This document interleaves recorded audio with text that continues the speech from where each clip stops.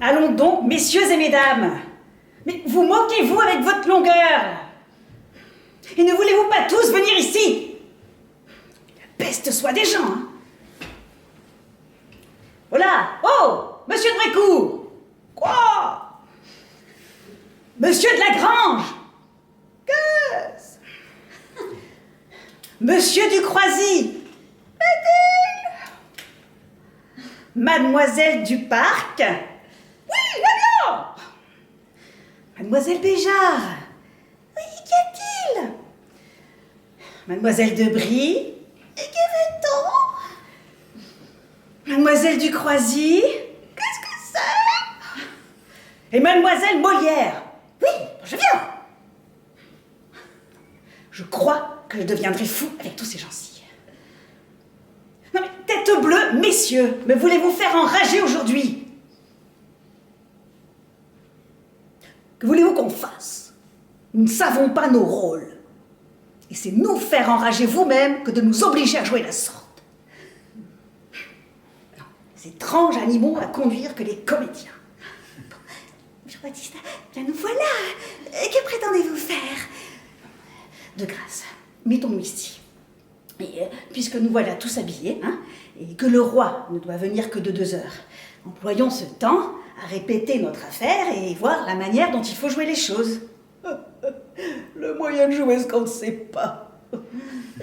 Pour moi, je vous déclare que je ne me souviens pas d'un mot de mon personnage. Je sais bien qu'il me faudra souffler le mien d'un bout à l'autre. Hein. Je voudrais être quitte pour 10 pistoles. Et moi, pour 20 bons coups de fouet, je vous assure. Vous voilà bien tous malades d'avoir un méchant rôle à jouer. Et que feriez-vous si vous étiez à ma place? Qui? Vous? Vous n'êtes pas à plaindre, car, ayant fait la pièce, vous n'avez pas peur d'y manquer. Et n'ai-je à craindre que le manquement de mémoire? Pensez-vous que ce soit une petite affaire que d'exposer quelque chose de comique devant une assemblée comme celle-ci, hein? Que d'entreprendre de faire rire des personnes qui nous impriment le respect et ne rient que quand ils veulent? Et n'est-ce pas à moi de dire que je voudrais en être quitte pour toutes les choses du monde? Bon, si cela vous faisait trembler, vous prendriez mieux vos précautions. Et vous n'auriez pas entrepris en 8 jours ce que vous avez fait. Et ouais, mais le moyen de m'en défendre quand un roi me l'a commandé.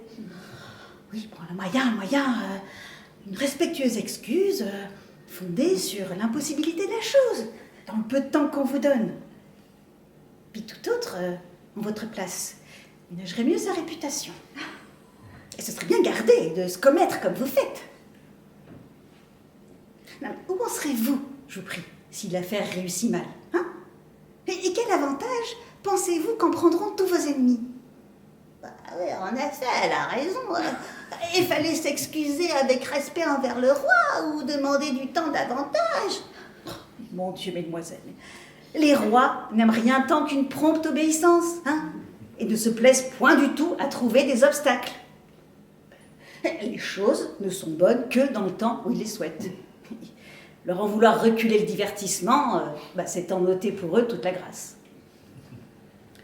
Croyez-moi, hein, il vaut mieux s'acquitter mal de ce qu'ils nous demandent que de ne s'en acquitter pas assez tôt. Si l'on a la honte de n'avoir pas bien réussi, on a toujours la gloire d'avoir obéi vite à leur commandement. Hein? Bon, allez, songeons à répéter, s'il vous plaît. Mais, Jean-Baptiste, comment prétendez-vous que nous fassions si nous ne savons pas nos rôles? Mais vous les saurez, vous dis-je. Mais quand même, vous ne les sauriez pas tout à fait. Pouvez-vous pas y suppléer de votre esprit, puisque c'est de la prose, et que vous savez votre sujet? Je suis votre servante, mais la prose est pire encore qu'elle est faire. Voulez-vous que je vous dise, mon mari? Vous deviez faire une comédie où vous auriez joué tout seul. Taisez-vous, ma femme, vous êtes une bête. Oh, grand merci, monsieur mon mari. Voilà ce que c'est. Le mariage change bien les gens. Et vous m'auriez pas dit cela il y a 18 mois. Ah, mais taisez-vous, je vous prie. Ma foi, si je faisais une comédie, je la ferais sur ce sujet. je justifierai les femmes de bien des choses dont on les accuse. Et je ferai craindre aux maris la différence qu'il y a de leur manière brusque aux civilités des galants. Ah, mais laissons cela. Il n'est pas question de causer maintenant, nous avons autre chose à faire. Jean-Baptiste, puisque on vous a commandé de travailler sur le sujet de la critique qu'on a faite contre vous, que n'avez-vous fait cette comédie des comédiens dont vous nous aviez parlé il y a longtemps? Pour moi, c'était une affaire toute trouvée, qui venait fort bien à la chose, et d'autant mieux qu'ayant entrepris de vous peindre, il vous ouvrait l'occasion de les peindre aussi. Ouais.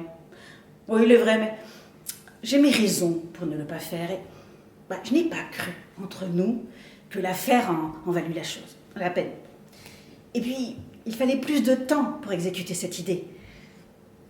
Comme leurs jours de comédie sont les mêmes que les nôtres, à peine ai-je été les voir que 3 ou 4 fois depuis que nous sommes à Paris.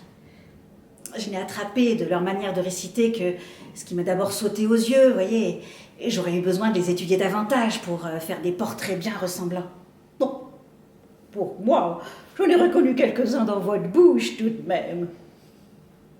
J'ai jamais ouï parler de cela. C'est une idée qui m'avait passé une fois par la tête et que j'ai laissée là comme une bagatelle, une badinerie qui peut-être n'aurait point fait rire. Dites-la moi un peu, puisque vous l'avez dit aux autres.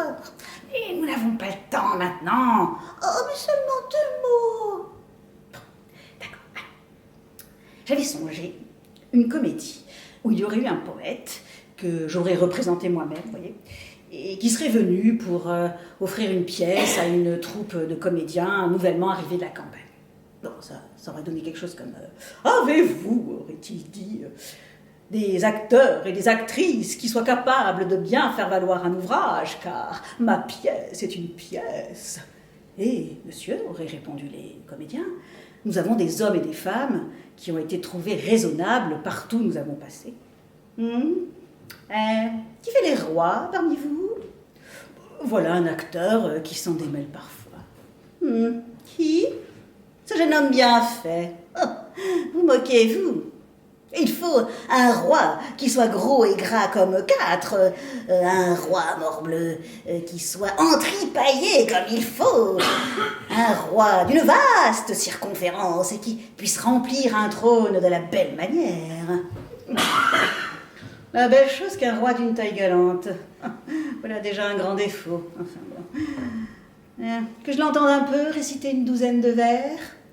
Et là-dessus, le comédien aurait récité, par exemple, quelques vers du roi de Nicomède. Te le dirai, Jaraspe, il m'a trop bien servi, augmentant mon pouvoir. Et poète aussitôt. Mais comment? Mais vous appelez ça réciter? C'est se railler. Il faut dire les choses avec emphase. Écoutez-moi. Te le dirai-je, Jaraspe? Vous voyez, là. Appuyez comme il faut sur le dernier vers. Voilà ce qui attire l'approbation et fait faire le brouhaha. Voyons un peu une scène d'amant et d'amante.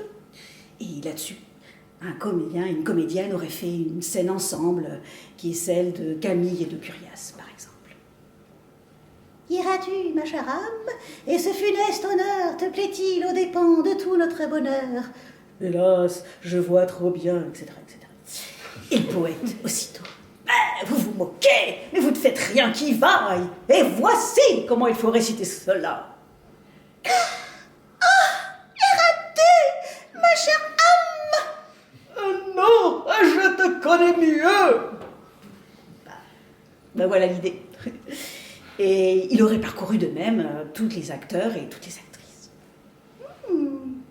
Mais je trouve cette idée assez plaisante. J'en ai reconnu l'un des premiers vers. Allez, continuez, je vous prie. Et celui-ci, le reconnaîtrez-vous bien dans Pompée de Sertorius? Les métiers qui règnent entre les 2 parties n'iront pas de l'honneur. Oui, je sais qui c'est. Il y en a quelques-uns d'entre eux, je crois que vous auriez peine à contrefaire. Oh, mon Dieu! Il y en a point qu'on ne put attraper par quelque endroit si je les avais bien étudiés. Vous me faites perdre un temps qui nous est cher. Allez, vous, Lagrange, hein, prenez garde à bien représenter votre rôle de marquis, là, avec moi. Oui. Pour vous, mademoiselle du Parc. Pour Dieu, pour moi, je m'acquitterai fort mal de mon personnage. Je ne sais pas pourquoi vous m'avez donné ce rôle de façonnière. Mon Dieu, mademoiselle, comme vous disiez, lorsqu'on vous donna celui de la critique de l'école des femmes, cependant, vous en êtes acquitté à merveille, hein, et tout le monde, on est d'accord, hein, et demeurez d'accord qu'on ne peut pas mieux faire que vous avez fait. Alors, comment cela se pourrait-il faire? Car il n'y a point de personne au monde qui soit moins façonnière que moi. Oui, bien sûr, oui, c'est vrai. Et c'est en quoi vous faites mieux voir que vous êtes excellente comédienne, hein, de bien représenter un personnage qui est si contraire à votre humeur. Alors, tout le monde, hein, tâchez donc de bien prendre tous, hein, le caractère de vos rôles, hein, et de vous figurer que vous êtes ce que vous représentez. Hein. Du Croisier, vous faites le poète, hein, et vous devez vous remplir de ce personnage, marquer cet air pédant qui se conserve parmi le commerce du beau monde. Brécourt. Alors, Brécourt, pour vous, vous faites un honnête homme de cour, comme vous avez déjà fait dans la critique de l'école des femmes. C'est-à-dire que vous devez prendre un air posé, un ton de voix naturel, et gesticuler le moins qu'il vous sera possible. D'accord? Lagrange. Pour vous, c'est parfait, hein, je n'ai rien à vous dire. Mademoiselle Béjart. Alors, Mademoiselle Béjart, vous représentez une de ces femmes qui, pourvu qu'elle ne fasse point l'amour, croit que tout le reste leur est permis. De ces femmes qui se retranchent toujours fièrement sur leur pruderie et regardent un chacun de haut en bas. Voilà. Mademoiselle Debray, pour vous faites une de ces femmes qui pensent être les plus vertueuses personnes du monde, pourvu qu'elles sauvent les apparences. De ces femmes qui croient que le péché n'est que dans le scandale. Mademoiselle Molière, vous faites la même chose, le même personnage que dans la critique, je n'ai rien à vous dire. Mademoiselle du Croisier, oui. Alors, pour vous, présentez une de ces personnes qui prêtent doucement des charités à tout le monde, hein, de ces femmes qui donnent toujours le petit coup de langue en passant. Je crois que vous vous acquitterez pas mal de ce rôle. Bon, très bien. Alors, je vous dis tous vos caractères, hein, afin que vous les imprimiez fortement dans l'esprit. Bon, allez, commençons maintenant à répéter, et voyons comment cela ira. Ah non, qu'est-ce que c'est? Ah non, voici justement un fâcheux. Il ne nous fallait plus que cela. Bonjour, monsieur Molière. Monsieur, votre serviteur. La peste soit de l'homme. Comment vous en va? Fort bien, pour vous servir. Voilà. Bon, mesdemoiselles, je viens d'un lieu. J'ai bien des biens de vous. Je vous suis obligée. Hein. Que le diable t'emporte. Bon. Alors, messieurs, il y a un peu soin. Vous jouez une pièce nouvelle aujourd'hui? Oui, monsieur. Bon. N'oubliez pas, c'est le roi qui vous l'a fait faire? Oui, monsieur, c'est ça, voilà. Allez, de grâce, songez, hein. Comment l'appelez-vous? Oui, monsieur. Et je vous demande, comment vous la nommez? Ah, ma foi, je ne sais. Monsieur, s'il vous plaît, il faut que vous... comment serez-vous habillé? Comme vous voyez, voilà.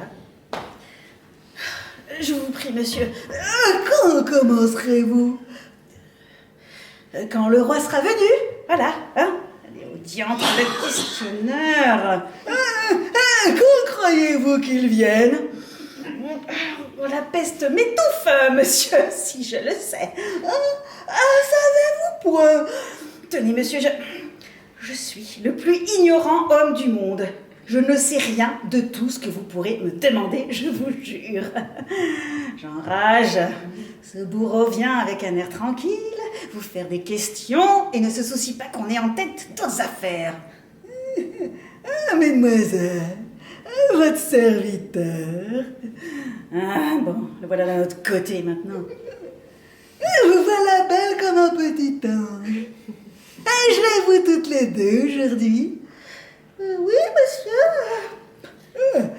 Sans vous, la comédie ne vaudrait pas grand-chose. Vous voulez pas faire en aller cet homme-là? Monsieur, nous avons ici quelque chose à répéter ensemble. Parbleu, je ne veux pas vous en empêcher, vous n'avez qu'à poursuivre. Non, je serais fâché d'incommoder personne. Faites librement ce que vous avez à faire. Oui, mais... Je suis homme sans cérémonie, vous dis-je, et vous pouvez répéter ce qui vous plaira. Monsieur, ces demoiselles ont peine à vous dire qu'elles soient très fortes, que personne ne fut ici pendant la répétition. Hein? Pourquoi? Il n'y a point de danger pour moi. Monsieur, c'est une coutume qu'elles observent et vous aurez plus de plaisir quand les choses vous surprendront. Hein? Très bien. Je m'en vais donc dire que vous êtes prêt. Non, point du tout, monsieur. Ne boitez pas, de grâce. Que le monde est plein d'impertinents. Bon, allez, commençons. Bon, figurez-vous donc, premièrement, que la scène est dans l'antichambre du roi. Alors, la comédie s'ouvre par deux marquis qui se rencontrent. Alors, souvenez-vous bien, hein, vous, Lagrange, de venir, comme je vous ai dit, là, avec cet air qu'on nomme le bel air, peignant votre perruque et grondant une petite chanson en trévolant. Bon, allez, rangez-vous donc, vous autres, hein, car il faut du terrain à deux marquis. Allons, parlez, je vous accompagne, et pour tout le monde, hein, je vous soufflerai si besoin. Allez, à vous, Lagrange. Bonjour, marquis. Mon Dieu, non, ce n'est point de là le ton d'un marquis, enfin. La plupart de ces messieurs affectent une manière de parler particulière pour se distinguer du commun. Hein. Quelque chose comme « Bonjour, marquis hein ». Allez, recommencez donc. Bonjour, marquis. Pas mal. À moi. Oh, marquis, ton serviteur. Que fais-tu là Oh, parbleu, tu vois. J'attends que toucher messieurs et déboucher la porte pour présenter là mon visage. Tête bleue, quelle foule! Je n'ai garde de m'y aller frotter, et j'aime mieux entrer des derniers. Non, oui, il y a là 20 gens qui sont fort assurés de n'entrer point et qui ne lèchent pas de se prêcher et d'occuper toutes les avenues de la porte. Crions nos deux noms à l'huissier afin qu'il nous appelle. Non, mais cela est bon pour toi, mais pour moi, je ne veux pas être joué par Molière. Mais je pense pourtant, marquis, que c'est toi qu'il joue dans la critique. Moi? Mais je suis ton valet. C'est toi-même en propre personne. Ah, ma foi, tu es bon de m'appliquer ton personnage. Oh, parbleu, je te trouve plaisant de me donner ce qui t'appartient. Quoi? Tu veux soutenir que ce n'est pas toi qu'on joue dans le marquis de la critique? Il est vrai, c'est moi. Détestable, morbleu, détestable, tarte à la crème. Chez moi, assurément chez moi. Oui, parle, c'est toi. Et tu n'as que faire de railler. Et si tu veux, nous gagerons et verrons qui a raison des deux. Et que veux-tu gager encore? Je gage 50 pistoles que c'est toi. Non, c'est 50. C'est 100. Oui, Et moi, je gage, donc je gage 100 pistoles que c'est toi. Et moi, 100 pistoles que c'est toi. 100 pistoles, content. Content. 90 pistoles sur Amintash et 10 pistoles content. Voilà qui est dit. À qui nous en rapporter? Voici un homme qui nous jugera. Chevalier? Quoi? Voilà l'autre qui prend le ton de marquis. Mais Brécourt, vous ai-je pas dit que vous faites un rôle où l'on doit parler naturellement? Ah, pardon, il est vrai. Non. Reprenons. Bon. Chevalier? Quoi? Je joue un peu sur une gageure que nous avons faite. Et quelle? Nous disputons qui est le marquis de la critique de Molière. Il gage que chez moi, et moi je gage que chez lui. Et moi, je juge que c'est ni l'un ni l'autre. Vous êtes fous, tous deux. Vous êtes fous, tous deux. De vouloir vous appliquer ces sortes de choses. Oui, merci. Vous êtes fous, tous deux, de vouloir vous appliquer ces sortes de choses. Et voilà de quoi j'entendis l'autre jour se plaindre Molière. Il disait que rien ne lui donnait du déplaisir comme d'être accusé de regarder quelqu'un dans les portraits qu'il fait. Et en effet, je trouve qu'il a raison. Car pourquoi vouloir, je vous prie, chercher à lui faire des affaires en disant hautement « il joint tel » lorsque ce sont des choses qui peuvent convenir à 100 personnes. Et s'il faut qu'on l'accuse d'avoir songé toutes les personnes où l'on peut trouver les défauts qu'il peint, il faut sans doute qu'il ne fasse plus de comédie. Ma foi, chevalier, tu veux justifier Molière et épargner notre ami, que voilà. Moi, point du tout. C'est toi qui l'épargne. Et nous trouverons d'autres juges. Chouette. Mais, dis-moi, chevalier, crois-tu pas que ton Molière est épuisé maintenant et qu'il ne trouvera plus de matière pour... Plus de matière? Et mon pauvre marquis, nous lui en fournirons toujours assez. Et nous ne prenons guère le chemin de nous rendre sages pour tout ce qu'il fait et tout ce qu'il dit. Non, attendez, ça ne va pas. Il faut marquer davantage tout cet endroit-là. Bon, je vais vous le faire. Écoutez-le-moi dire un petit peu. Et qu'il ne trouvera plus de matière pour... Plus de matière. Et mon pauvre marquis, nous lui en fournirons toujours assez. Et nous ne prenons guère le chemin de nous rendre sages pour tout ce qu'il fait et tout ce qu'il dit. Crois-tu qu'il est épuisé dans ses comédies tout le ridicule des hommes? Et sans sortir de la cour, n'a-t-il pas encore 20 caractères de gens où il n'a point touché? N'a-t-il pas, par exemple, ceux qui se font les plus grandes amitiés du monde et qui, le dos tourné, font galanterie de se déchirer l'un l'autre?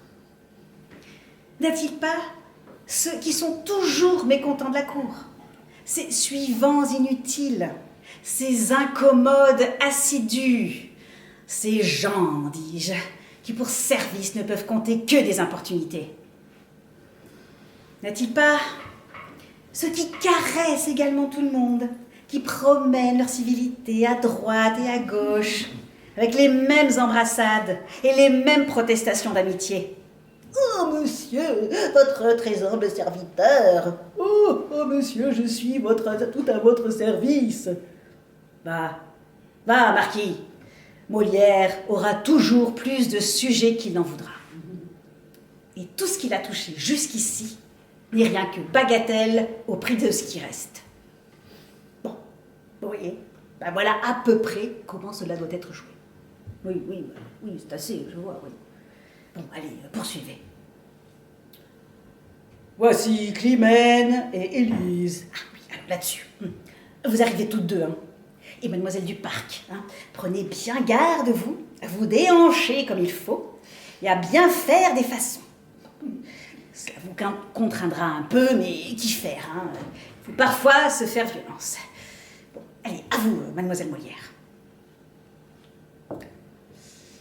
Certes, madame, je vous ai reconnue de loin. Et j'ai bien vu à votre air que ça ne pouvait être une autre que vous. Oh, vous voyez, je viens attendre ici la sortie d'un homme avec qui j'ai eu une affaire à démêler. Et moi de même. Mesdames, voilà des coffres qui vous serviront de fauteuil. Allons, madame, prenez place, s'il vous plaît. Mais après vous, madame. Bon, ok. Alors, après ces petites cérémonies muettes, chacun prendra place et parlera assis, hors les marquis, qui tantôt se lèveront, tantôt s'assoiront selon leur inquiétude naturelle. Allez, poursuivez, je vous prie. Mon Dieu, madame, que je vous trouve le teint d'une blancheur éblouissante et les lèvres d'une couleur de feu surprenante. Oh, que dites-vous là, madame? Ne me regardez point, je suis du dernier lait aujourd'hui. Oh, madame, levez un peu votre coiffe. Oh, fille, c'est épouvantable, vous dis-je. Et je me fais peur à moi-même. Ah, madame, vous n'avez aucun désavantage à paraître au grand jour, je vous jure. Les méchantes gens qui assuraient que vous mettiez quelque chose. Ah, mais vraiment, je les démentirais bien, maintenant. Hélas, je ne sais pas seulement ce qu'on appelle mettre quelque chose. Mais où vont ces dames? Où vont ces dames? Où vont ces dames?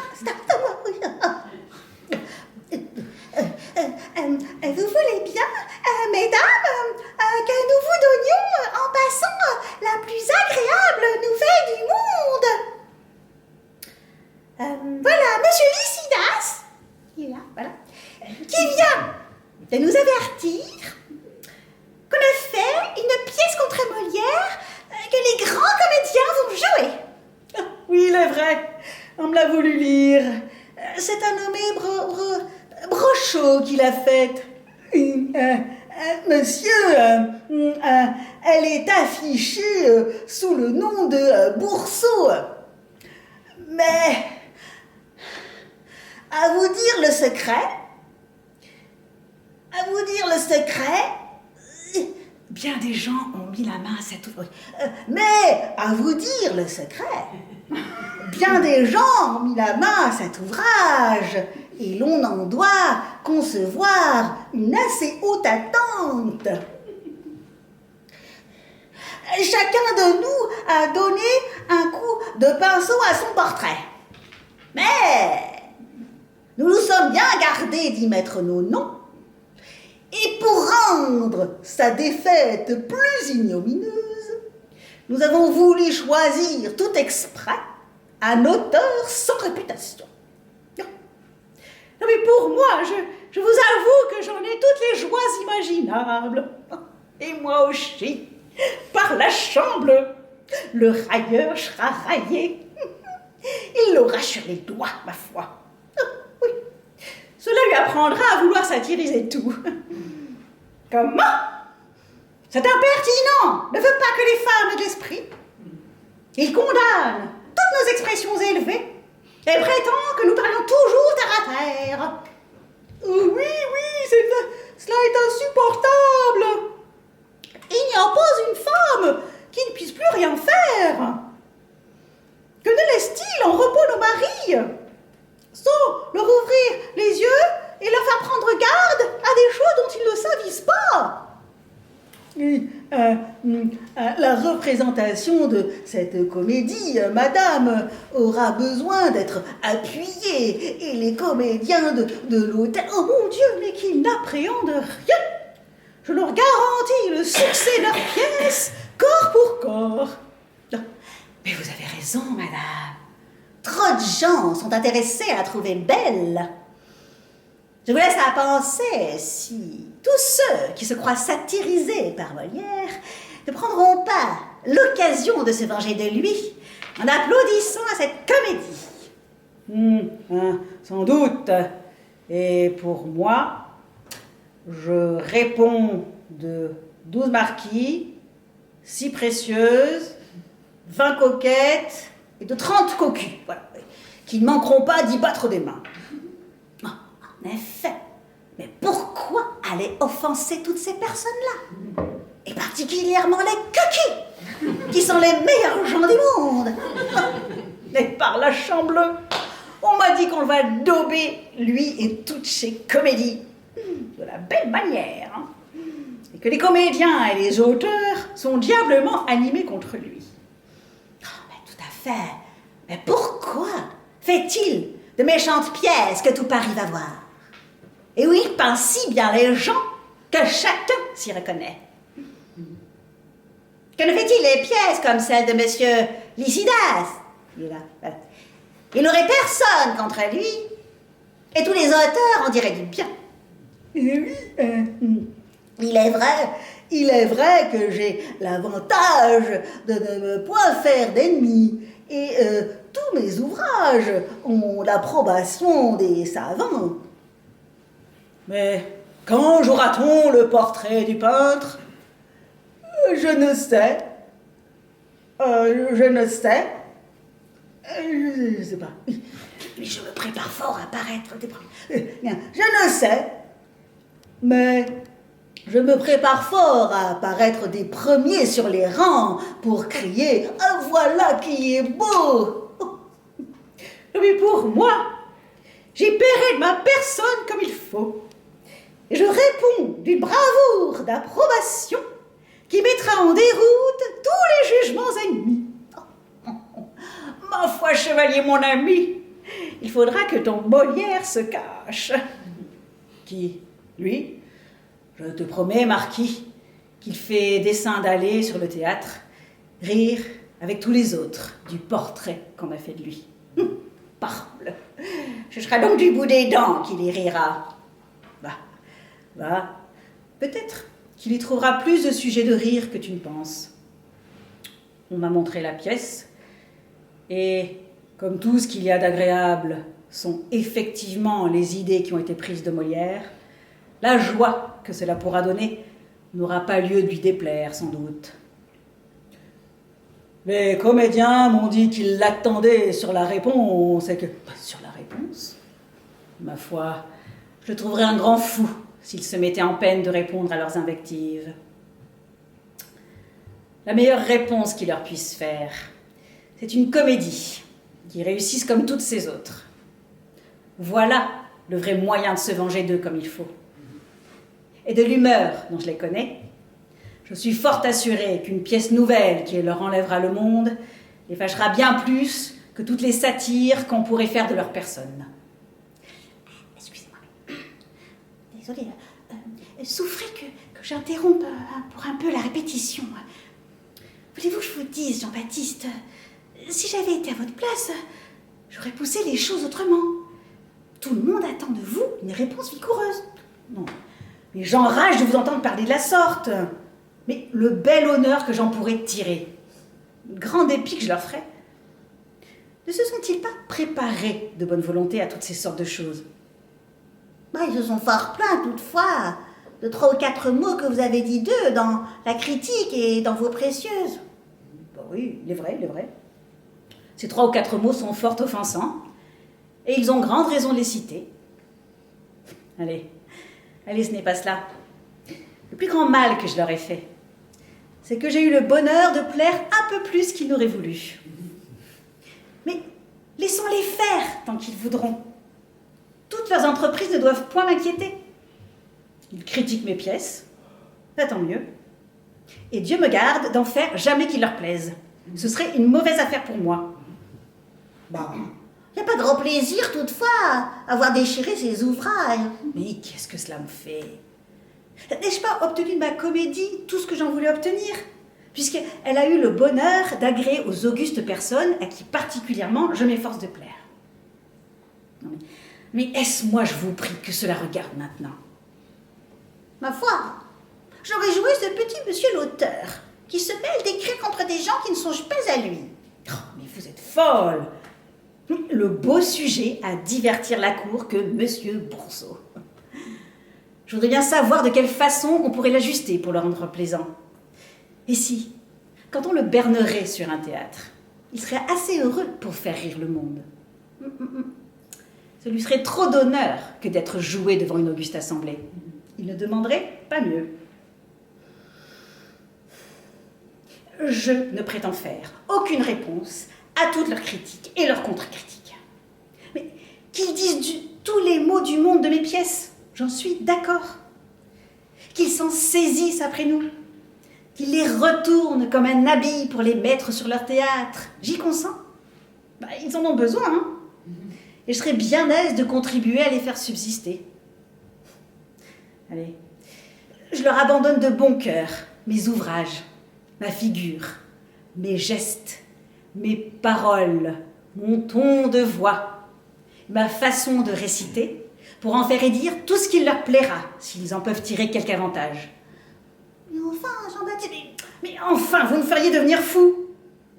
Allez, ne parlons point de cela davantage. Nous nous amusons à faire des discours au lieu de répéter notre comédie. Bon, en étions-nous là? Je ne m'en souviens plus. Vous en étiez à l'endroit... Mon Dieu, qu'est-ce que c'est? J'entends du bruit. Mais c'est le roi qui arrive assurément. Et je vois bien que nous n'aurons pas le temps de passer outre. Mais voilà ce que c'est que de s'amuser. Oh, mais faites donc pour le reste du mieux qui vous sera possible. Par ma foi, la frayeur me prend et je ne saurais aller jouer mon rôle si je ne le répète pas tout entier. Mais comment vous ne sauriez aller jouer votre rôle? Mais non, dis-moi le bien, dis-moi non plus. Mais que pensez-vous donc faire? Vous moquez-vous toutes de moi? Messieurs, je viens vous avertir que le roi est venu et qu'il attend que vous commenciez. Oh, monsieur, vous me voyez dans la plus grande peine du monde. Je suis désespérée à l'heure où je vous parle. Alors, nous demandons de grâce encore un moment. Hein, le roi a de la bonté. Hein, il sait bien que la chose a été précipitée. Allez, vous autres, tâchez de vous remettre. Prenez courage, je vous prie. Oh, mais vous devez vous faire excuser. Mais comment m'excuser? Messieurs, commencez donc. Oui, tout à l'heure, monsieur. Je crois que je perdrai l'esprit à cette affaire-ci. Monsieur, commencez donc. Oui, monsieur, nous y allons. Que de gens se font de fête. Ils viennent dire commencez donc. À qui le roi ne l'a même pas demandé. Monsieur, oui, je sais, vous venez pour nous dire de commencer, mais... Non, monsieur. Je viens pour vous dire qu'on a dit au roi l'embarras où vous vous trouviez et que, par une bonté toute particulière, il remet votre nouvelle comédie à une autre fois et se contente, pour aujourd'hui, de la première que vous pourrez donner. Ah, monsieur, vous me redonnez la vie. Ah, les amis, le roi nous fait la plus grande grâce du monde de nous donner du temps pour ce qu'il avait souhaité. Et, entendu, hein, nous allons tous le remercier des extrêmes bontés qu'il nous fait paraître.